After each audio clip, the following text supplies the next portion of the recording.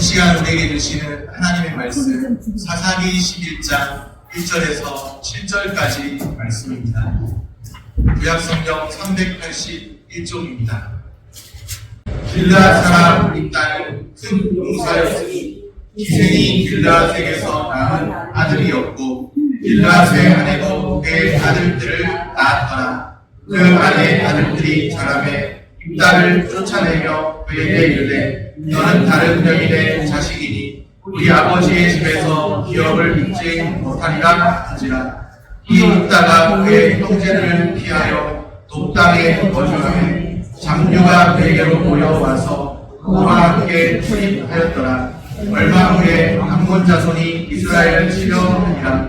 암몬 자손이 이스라엘을 치려할 때에 길르앗 장로들이 입다를 데려오려고 독당에 가서 입다에게 이르되 우리가 암몬 자손과 싸우려 하니 당신은 와서 우리의 장관이 되라 하니 입다가 길르앗 장로들에게 이르되 너희가 전에 나를 미워하여 내 아버지 집에서 쫓아내지 아니하였느냐. 이제 너희가 환난을 당하였다고 어찌하여 내게 왔느냐 하니라. 아멘. 샬롬. 주님의 평강이 함께하기를 소원합니다. 네. 히브리서 11장 하면요 믿음의 장인데요. 히브리서 11장 32절에 이런 말씀이 있습니다. 내가 무슨 말을 더 하리요? 기드온, 바락, 삼손, 입다. 사사기에 등장하는 4명의 사사들의 이름이 히브리서 11장 믿음장에 기록되어 있습니다.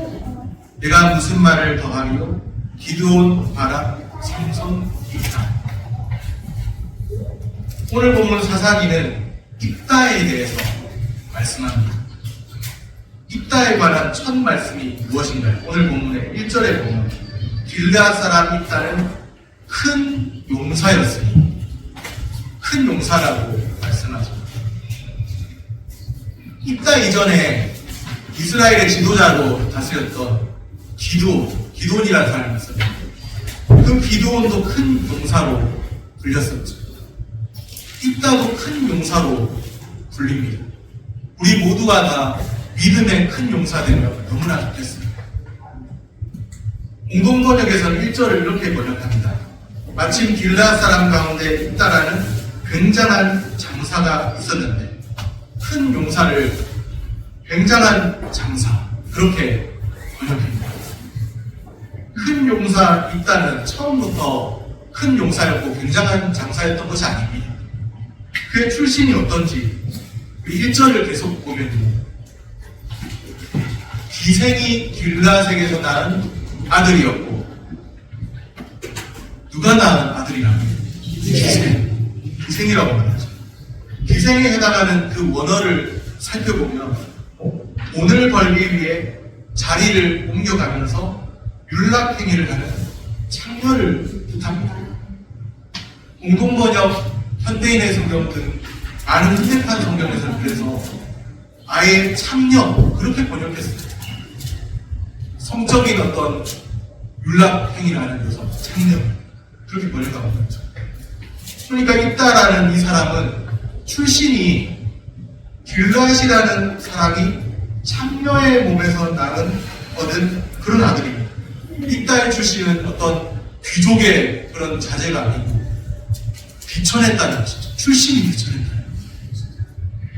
그런데도 그는 이스라엘의 지도자로 사사로 세워졌습니다.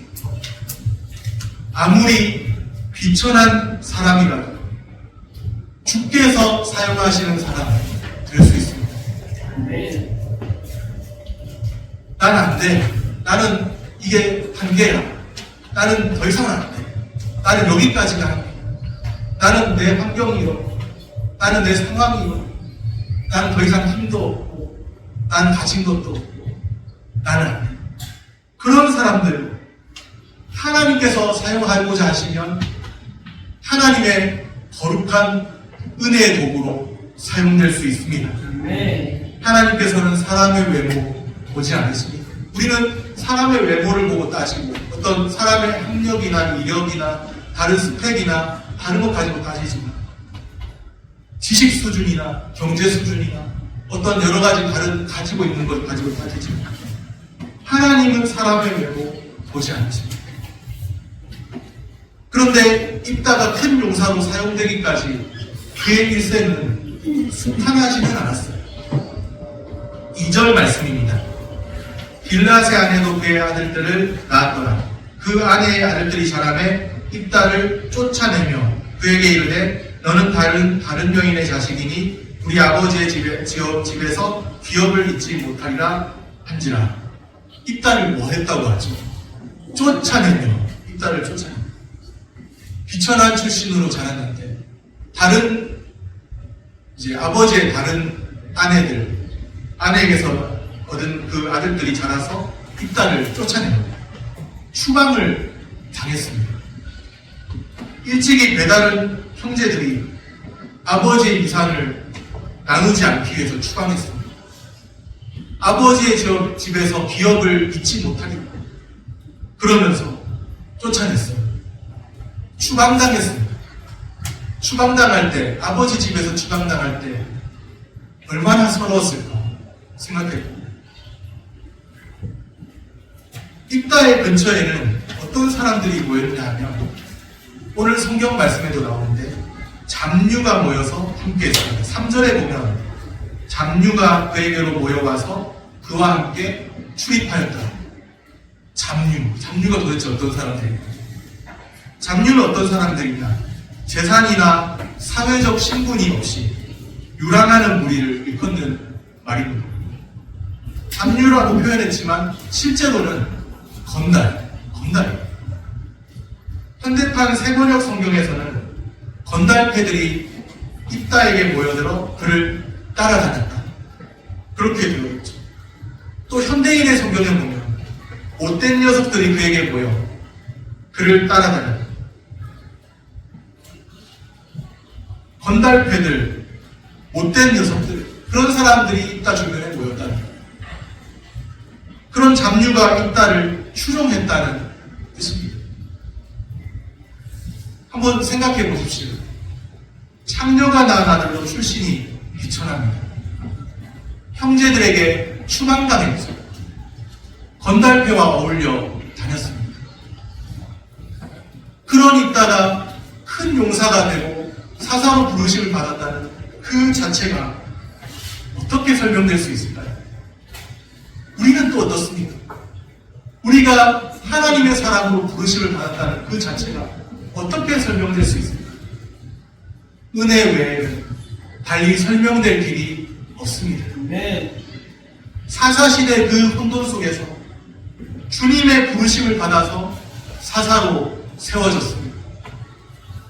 오늘 우리 중에는 입다와 비교될 만한 분은 없을 것 같아요. 아무리 살펴봐도. 출신이 비천하게 태어나 또 추방당해 아버지 집에서 추방당해 건달패와 어울려 다녔고 아마 그런 분은 없을 것 같아요. 내 환경이 이렇게 지독한데 나도 하나님 사용될 수 있습니까? 사용될 수 있습니다. 하나님께서 쓰고자 하시면 되는 거예요. 마음의 문을 열고 나는 안 된다고 생각하는 낙심과 모든 회의와 좌절감을 다 떨쳐버리고 하나님을 바라보십시오. 주께서 사용하고자 하시면 됩니다. 인생이 달라집니다. 내 인생의 주관자는 나 자신이 아닙니다. 내 환경의 키를 쥐고 있는 분은 나 자신이 아닙니다. 하나님이 내 환경의 모든 열쇠를 쥐고 계십니다. 내 인생의 주관자는 하나님이십니다. 입다를 사사로 세우신 주님이 우리도 은혜로 부르셨습니다. 우리가 여기에 와 있는 것은 그저 우연으로 누가 불러서 온 것도 아니고 아버지가 등 떠밀어서 온 것도 아니고 또 내가 아는 지인이 한번 와보자 하니까 그렇게 온 것도 아니고 물론 그런 것이 계기가 됐을 수 있지만 그 배후에서는 하나님의 은혜로 하나님의 간섭과 하나님의 사랑으로 우리를 은혜 가운데 불러주셨습니다. 우리를 부르심은 은혜 외에는 달리 설명될 길이 없어요. 오래전에 청년 때 청년 때 이제 목회길을 가는데 누가 묻더라고요. 왜 신학교를 가려고 하느냐. 근데 그때도 생각해보면요. 뭔가 은혜는 받았는데 설명할 길이 작더라고요. 하나님이 은혜를 주셔서 여기까지 인도하셨다. 은혜 외에는 하나님이 불러주셨다고 하는 그거. 어느 날 눈 떠보니까는 멀리 와 있더라. 나도 모르게 멀리 와 있더라. 돌이킬 수 없게. 그런데 하나님이 그 모든 삶을 주관하셨다. 하나님이 인도해 오셨다. 하나님의 은혜 외에는 내 삶은 달리 설명될 길이 없다. 저는 하나님이 제게 있어서 생명을 주신 분이고 모든 것을 주신 분이십니다. 하나님 그런 분이세요. 하나님의 은혜로 우리를 지금 여기까지 불러주셨습니다. 저만 그런 것이 아니고 여기 있는 한 분 한 분이 다 하나님의 은혜로 불러주셨어요. 고와 같이 그냥 내버려 두신 것이 아니라 하나님의 말씀으로 초대하시고 성령께서 우리 마음에 감동 감화하심을 주시고 그렇게 해서 말씀과 성령의 역사하신 가운데 지금 여기에 우리가 와 있습니다. 나의 나된 것은 은혜 외에는 설명될 길이 없고 나의 나된 것은 오직 은혜인 줄로 믿습니다. 얼마 후에 암몬 족속이 이스라엘을 침공해 왔습니다. 4절 말씀입니다. 얼마 후에 암몬 자손이 이스라엘을 치려하니라. 얼마 후에 입다가 형제들에게 추방되어서 독단에 거주하고 있었죠. 그렇게 거주하여 어느 정도 시일이 지난 때입니다. 암몬이 이스라엘을 침공해 왔습니다. 그러자 길앗의 장로들, 길앗 지도자들이 입다를 데려오려고 합니다. 건달들이 추종하는 입다인데 싸움터에서는 그래도 명성이 자자했던 사람이죠. 건달패를 거느리면서 싸움터에서는 그래도 한가닥 하는 사람. 길앗 장로들의 선택은 입다였습니다. 그래도 싸움터에서 이름이 알려져 있잖아요. 나름 검증된 사람이라고 생각했죠. 싸움터에서 명성이 자자한 입다입니다. 그에게 전쟁을 이끌어줄 장관이 되어달라고 요청합니다. 6절 말씀입니다. 입다에게 이르되 우리가 암몬 자손과 싸우려 하니 당신은 와서 우리의 장관이 되라 하니. 이제 암몬 자손과 싸우려 하는데 당신은 와서 우리의 장관이 되라. 그런 요청을 합니다. 여기서 장관은 정치, 군사, 행정의 총책임자입니다. 쉽지 않은 이 싸움, 암몬 족속과의 이 싸움, 이 전쟁을 이끌어주세요. 여기에 길앗 장로들의 실수가 있습니다. 하나님께 묻고서 모든 일을 진행하면 좋은데 암몬 족속과 싸우려고 할 때 하나님께 묻지 않고 그냥 눈에 보이는 대로 문제를 해결하려 합니다. 당장 자신들이 기댈 만한 사람, 눈에 보이는, 자신들이 비록 추방했지만 기댈 만한 사람, 그 사람부터 찾는 거예요. 하나님께 묻지 않고 그냥 기댈 만한 사람을 찾습니다. 장로들은 전쟁을 지휘할 그 사람을 통해서 문제를 해결하려고 했죠. 성도는 나의 인생을 지키시는 분이 주님이심을 확신해야 합니다. 오직 우리 주 하나님만이 유일한 피난처이십니다. 내가 현재 당장에 기댈 만한 어떤 사람, 또 어떤 기댈 만한 어떤 자원이나 환경이나 그런 것들이 아니라 하나님만이 우리의 유일한 피난처이십니다. 먼저 주님께 아뢰어야 합니다.